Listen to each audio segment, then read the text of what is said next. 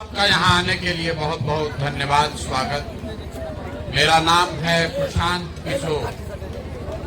नेता नहीं हैं हम, विधायक सांसद नहीं हैं, मुखिया सरपंच भी नहीं है, किसी का कुछ मदद भी नहीं करते। 18 महीना से पैदल चल रहे। लोग पूछ रहा है भाई पैदल क्यों चल रहे। विधायक जी ने बात कही कि आप तकदीर बदल सकते हैं। हमको ऐसा कोई भ्रम नहीं। हम पैदल इसलिए चल रहे हैं कि जिस समाज का जीवन बदलने का संकल्प लेकर चले हैं, ये तय किया है कि कम से कम एक बार जाकर अपनी आंख से देखेंगे कि आप और आपके बच्चे किस गरीबी और बदहाली में जी रहे।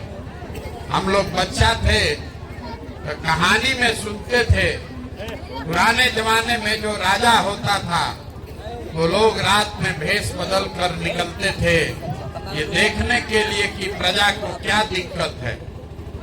अब आजकल जिसको हम और आप राजा बनाते हैं, वोट देके रात का बात तो छोड़िए, एक बार जीत कर गया तो 5 वर्ष अपना मुंह भी नहीं दिखाता। इसीलिए पैदल चल रहे, वोट नहीं मांगते। लोग पूछ रहा है भैया वोट काहे नहीं मांग रहे। बिहार में विकल्प नहीं है, वो दल बनाइए, आप ही के पीछे हम लोग चलेंगे, आप ही बिहार को सुधारिए। तो वोट काहे नहीं मांगते।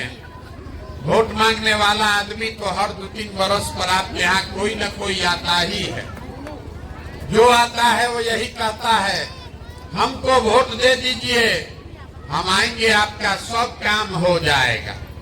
कोई जात के नाम पर, कोई झंडा के नाम पर, कोई विचारधारा के नाम पर, कोई हिंदू मुसलमान के नाम पर, कोई 5 किलो भात के नाम पर आपसे वोट लेकर गया। आपने जिसको भी वोट दिया सबका जीवन बदल गया, लेकिन आपका और आपके बच्चों का जीवन नहीं बदला।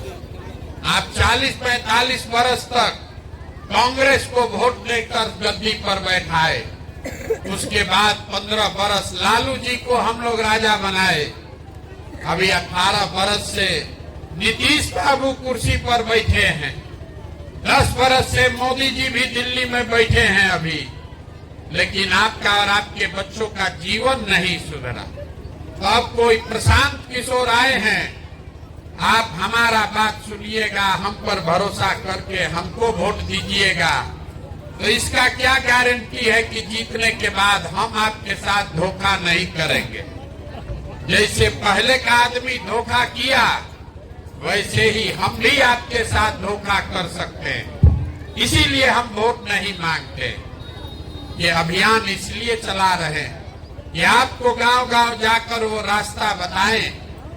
अभी 15 मिनट में आपको वो रास्ता बताएंगे, आप उसको समझ अगर जाइए तो वोट जिसको मन है उसको दीजिए, जिसको मन है उसको वोट दीजिए, लेकिन जो रास्ता बताएंगे वैसे दीजिएगा।